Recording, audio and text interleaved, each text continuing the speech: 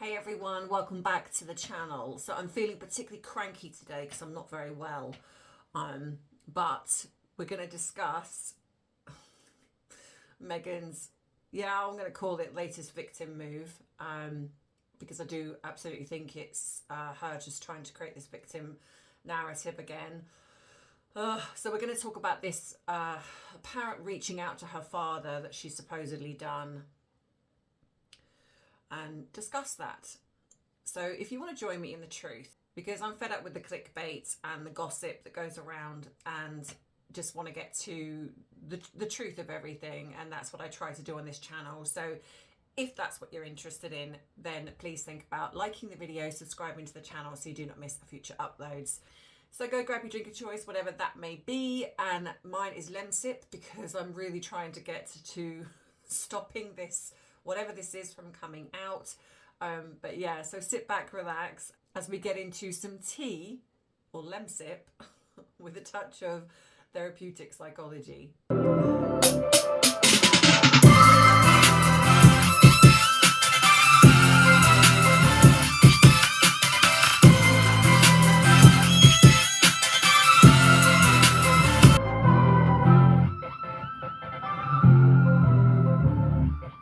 Oh, guys, I am not feeling well today. So just, if I really fluff this up, then please just give me some forgiveness in the comments, because I am so tired. I've not slept very well, but I just could not come on here and talk about this, because when I saw this go up, and this is obviously in regards to Meghan apparently reaching out to her father, I just like steam was coming out of my ears. I was like,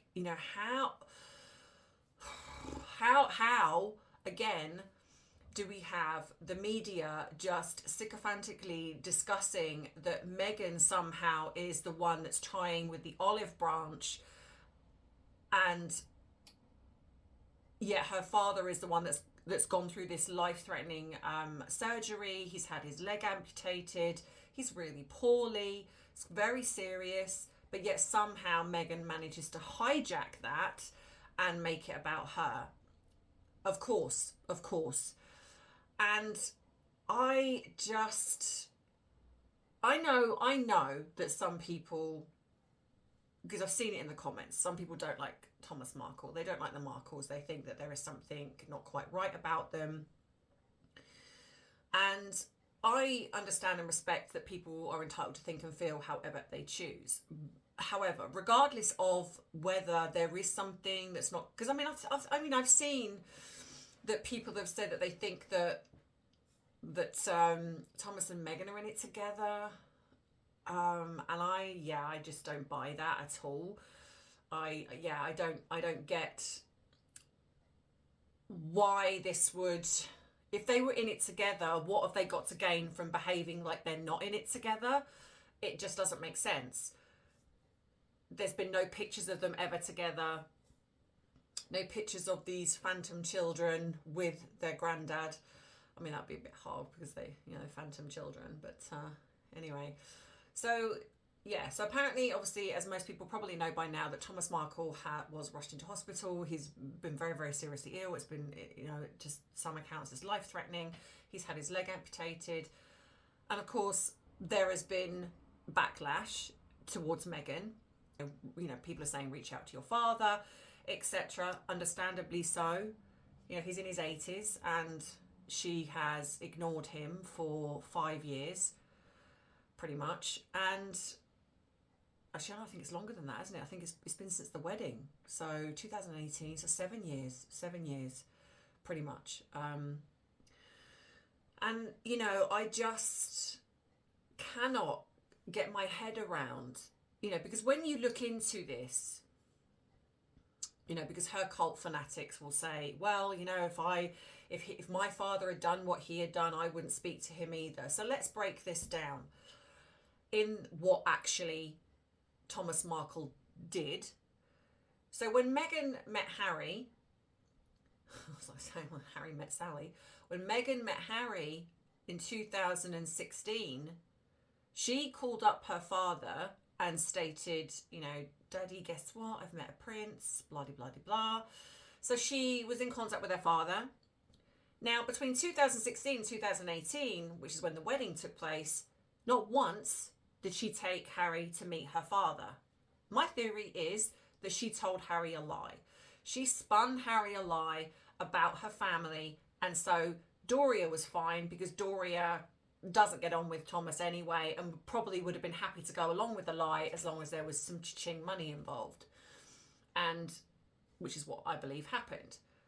Thomas, on the other hand, and Samantha and Thomas Markle Jr. would have been slightly different. They probably wouldn't have gone along with this lie, because as much as I don't always agree with some of the things that have been said or done or whatever, I don't feel that they would have kept this huge lie. I just don't.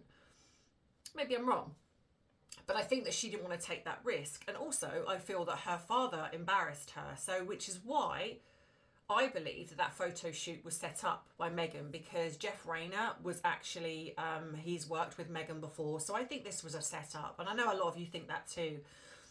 So I think this photo opportunity, staged photographs, was set up to give Meghan an excuse not to invite him to the wedding. She needed an excuse because he was all set to be coming.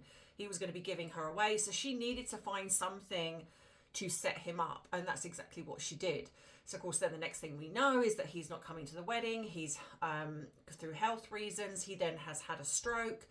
And not once did she fly across to make sure he was okay. Now, we also have to bear in mind that this man went from being a nobody, and I don't mean like he's a nobody as in like he's insignificant. I mean in the eyes of the public. Nobody knew who he was. Nobody really knew who Meghan was. So he didn't have the paparazzi outside of his door or trying to hound him when he was in New Mexico. He was getting hounded. All these horrible stories was coming out about him, about how he looked and overweight, and really going for him. No protection by Meghan. You'd think she would, given that he's her doting father. And so, of course, he then sort of has this shoot where he's shown doing some weights. He's getting fitted for, eating healthily, because he wants his daughter to be proud of him, which I just find so heartbreaking, that he felt so low about himself that he felt that he needed to change who he was for Meghan to be happy with him. So like I say, not once did she go and see him, not once did she protect him, and suddenly then he is slated in the media for then obviously wanting to talk to his daughter, but because she's ignoring him and coming out with these fake stories of, and then you've got Harry having a go at him when he's in hospital, and the fact that he can't come, and these photographs, and so, it's like, who do you think you are, Harry? Having a go at a grown man, who's, in his 70s.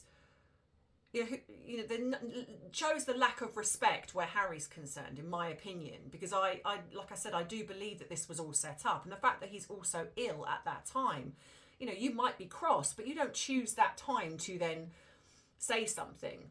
And like I get said, no visit, no protection, no nothing, and then she decides to literally discard him, shut it down. The wedding is done. She's got what she wants, and so she's shut it down, and she doesn't have anything to do with him. She's completely discarded him. So of course, in desperation, he comes out and starts talking in the media. He flits from, because you've got to remember, this guy's then grieving.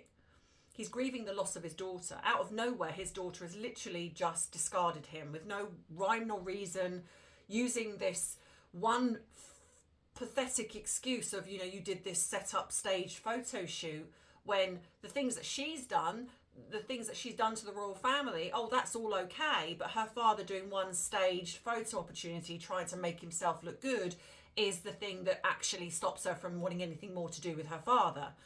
My belief is, and we saw it briefly, I believe, with Lady C, where she stated that someone on Meghan's side tried to insinuate that Thomas Markle had done something to Meghan, and I hate to say this, I really hate to say this, but I think most of us are in agreement that when he passes, she's going to come out with something. She's going to need a reason not to go to the funeral. She's going to need a reason not to take the alleged fake, like I say, phantom children to the funeral. And she's going to come out with something. I mean, and also because he's not around to defend himself. And there'll be nobody to defend him, because even if Thomas and Samantha come out and say this never happened, you know, you're going to get people again, because again, with the mental health side of things and things that something like that that's so incredibly private, you're going to get people that will go, well, how would you know? He could have done it secretly. And I do believe this is what she's potentially told Harry, which could be why Harry has had such little respect for Thomas. So, and also you've got to remember back when Harry said, oh, finally she's got the family she never had, or she's always wanted, or something along those lines. Anyway, so you now have, obviously then, so he's had 2 strokes, 2 heart attacks. He's been in hospital, and not once has she ever reached out to him. He has begged, pleaded, whatever it is on, you know, whether he's spoken to journalists or what. And I do think journalists have kind of used him a little bit because of the fact that he is grieving the loss of his daughter. If any one of us who can put ourselves in that situation of how that could feel, where one minute you've got your child who you love and adore, and suddenly they go with no rhyme or reason, you're going to grieve that loss. And so I think within that grief, he did things and said things and got angry with the royal family. I mean, you know that anger is part of that. So I think that this was all kind of accumulative in what he was going on with at the time. But of course it fed into her, see, this is what he's doing. He's constantly speaking to the press. It's like, I can't trust him. And then we had the Lettergate where she sent, you know, she made this makeshift letter up knowing that it would potentially get leaked. So creating herself to be like, oh, daddy, you know, and it's all like this type of letter. And so here we have again where she's now coming out stating that she wants to give a handwritten, what is it with her with notes and letters?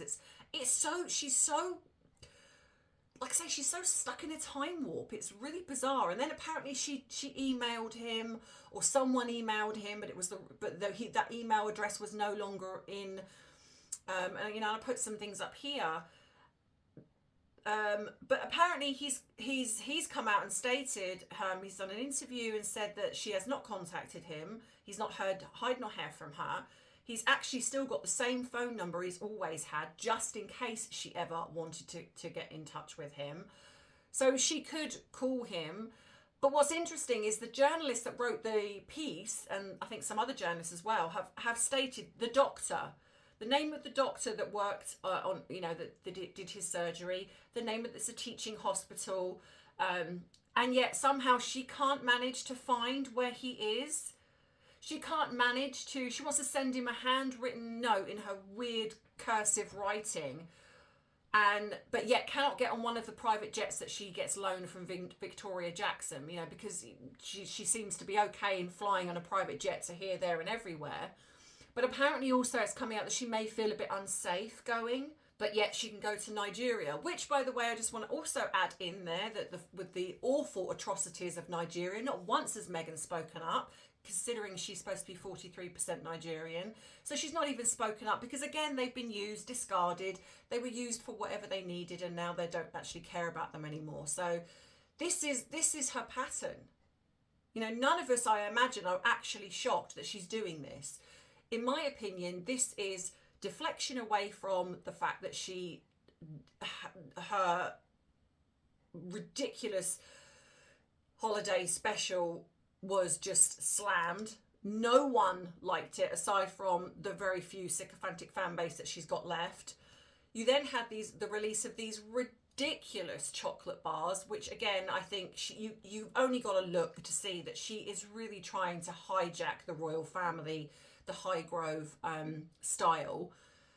And so you've got these ridiculous chocolate bars which have got bee pollen, and of course her flower sprinkles, and probably the spread that nobody wants. She stuck it in one of the other chocolate bars, and then £9, $12 per bar, and they don't look very big either. So you have that, and then of course this has come out with, so I think that this is almost like another deflection away, but again, somehow she manages to turn this into she's the victim.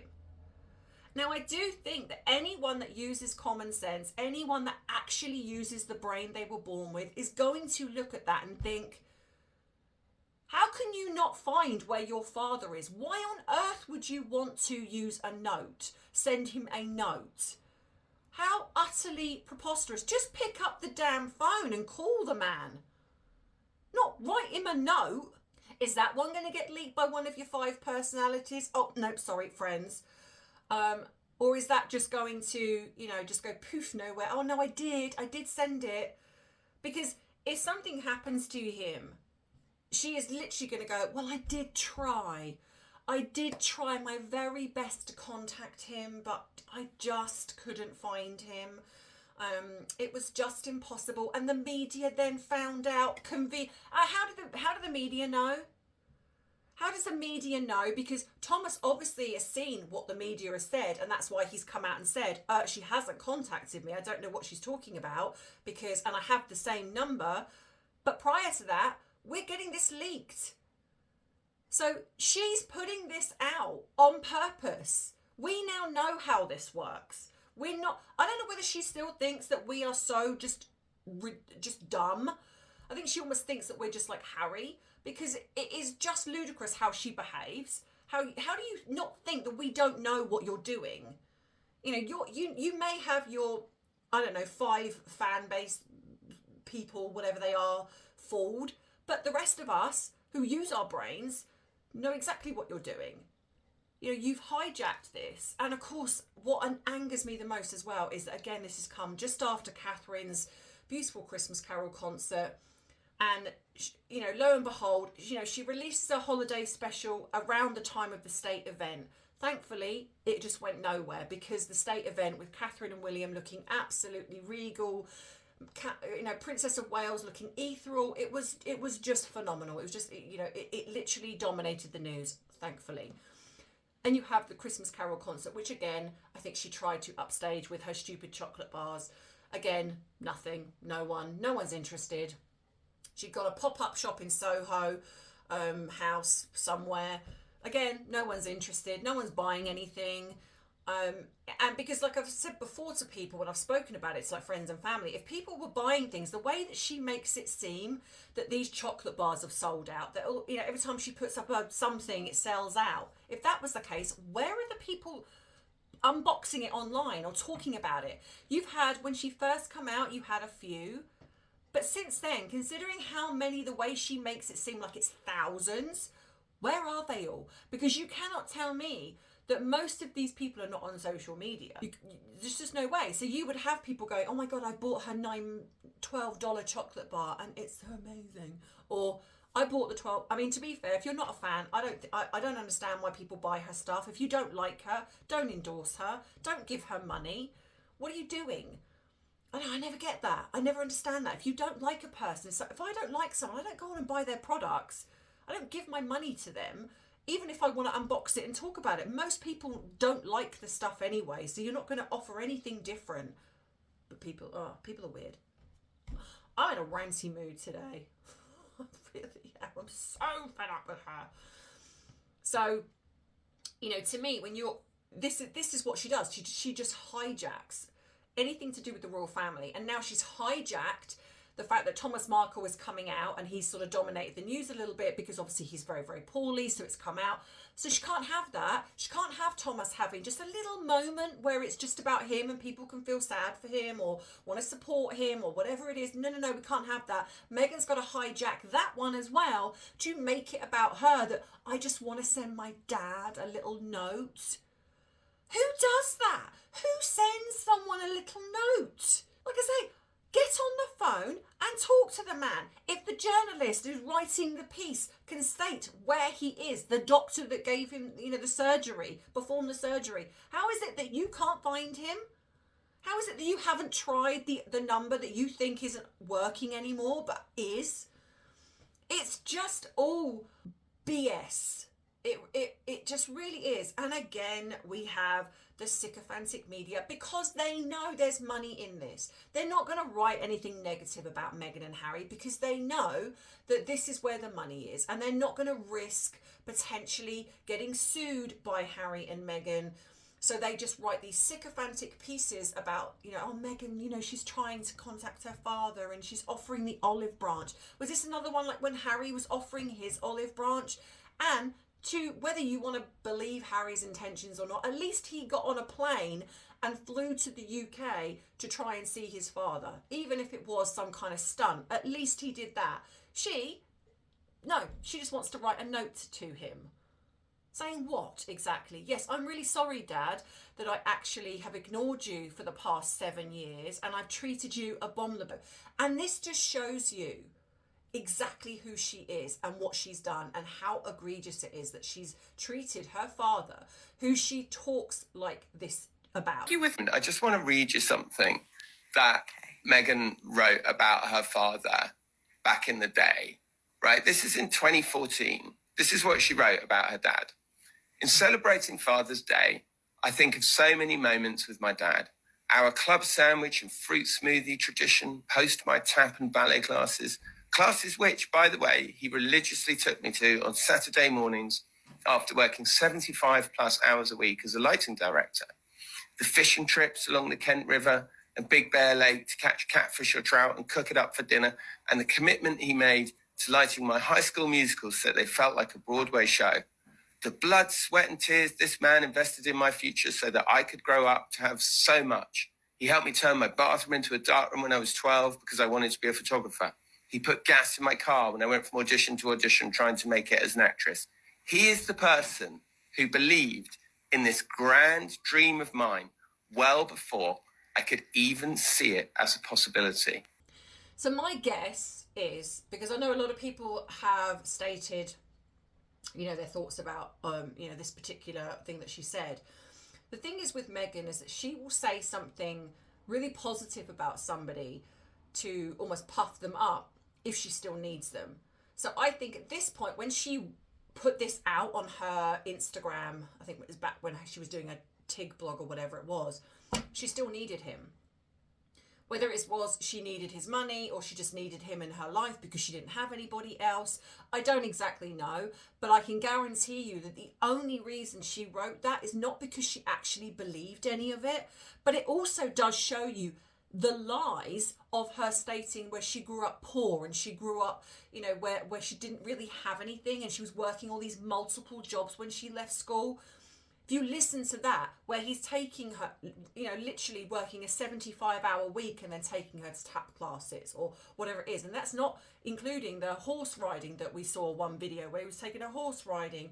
The holidays they seem to have went on, the going to these restaurants where she would have steak and stuff like that. So it shows you the lie that she has cultivated when this was who this man was. This was a man that literally did everything for her.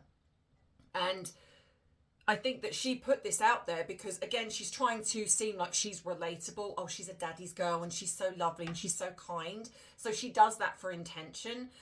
But she also does it because I think she still needs him. Now she doesn't need him. He's surplus to requirements.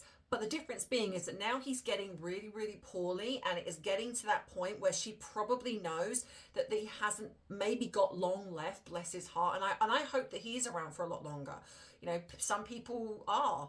But I think in her mind, she's thinking, okay, I need to do something now because I'm going to need to find an excuse because when he goes, I'm not going to be able to go to the funeral. The only reason that she will go to that funeral, if that happens, and I probably think that her family would make sure she doesn't, but she would make it about her. And that's what we would have. We'll have her being the ultimate victim of going to her father's funeral to make it about her, because that is all she does. And that is how just vile this woman is.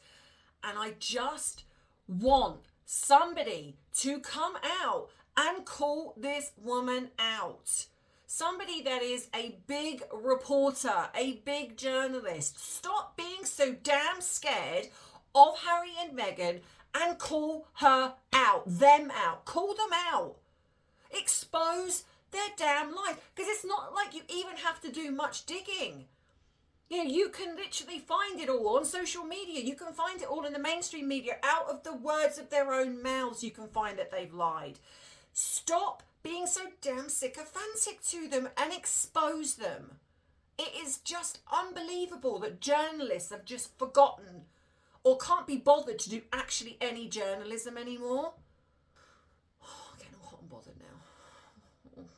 I'm just so, like, it is, to me, the contradictions, when you have her flying around on private jets here, there, and everywhere to just anything and everything, you know, across the globe. Yet she can't go to see her father. She can't manage to do that. You know, you've got, like I say, Thomas says she hasn't contacted him.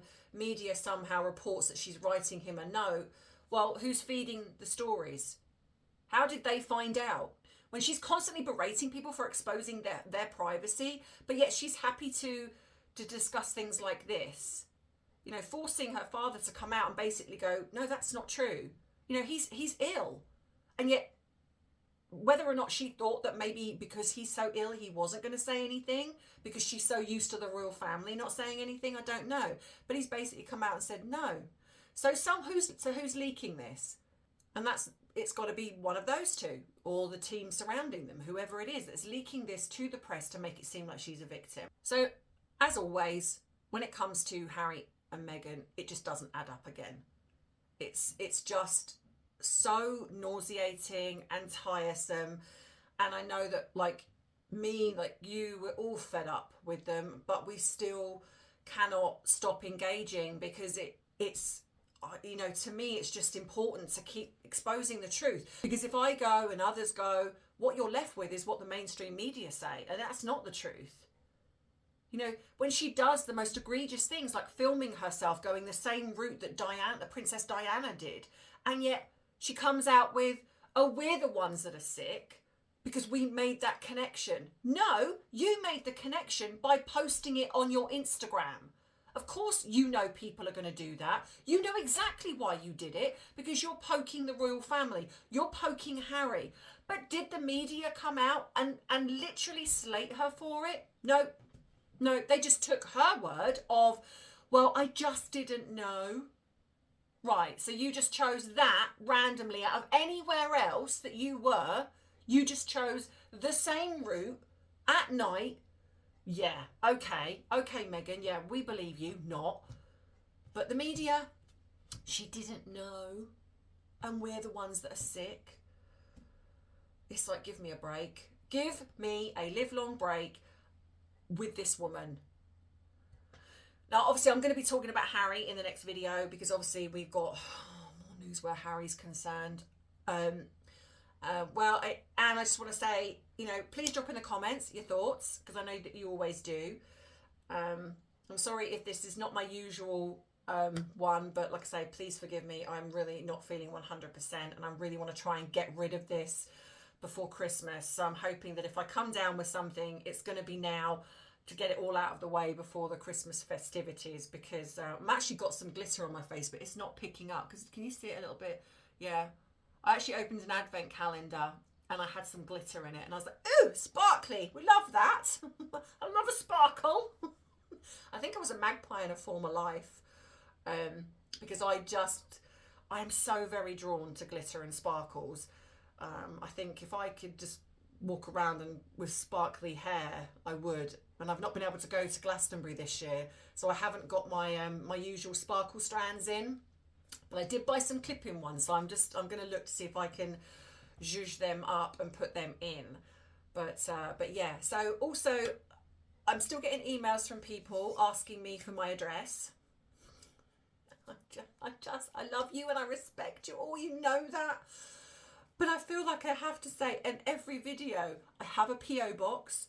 I will send it to you. If you email me, I will send you the PO box. But here it is. This is a PO box.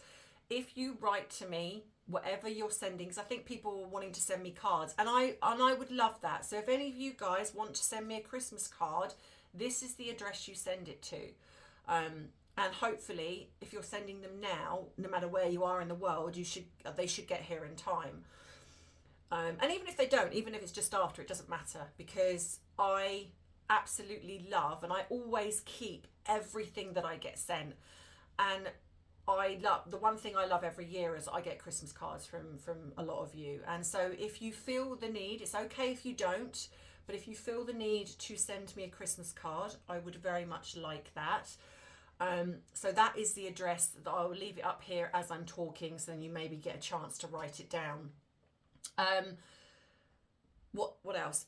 Yes, if you want to send Arthur a Christmas present, or the cats, or me, because I know Arthur and the cats are far more important, then I have an Amazon wish list.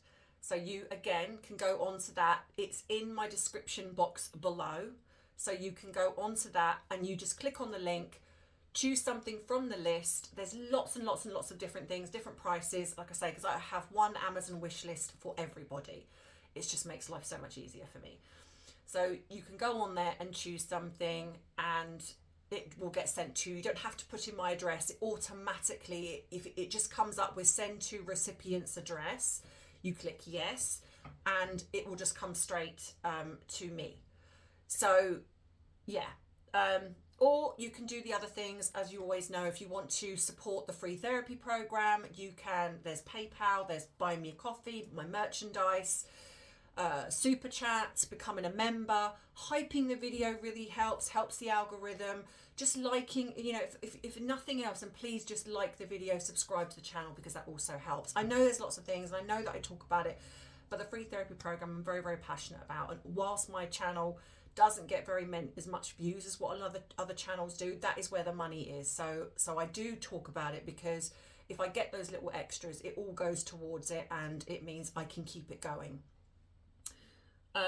So yeah, so that's it really. So yeah, so I like I say, I love the fact that you contact me, but I don't know, maybe it's that you don't always stay to this bit of the video, so you don't see it at the end.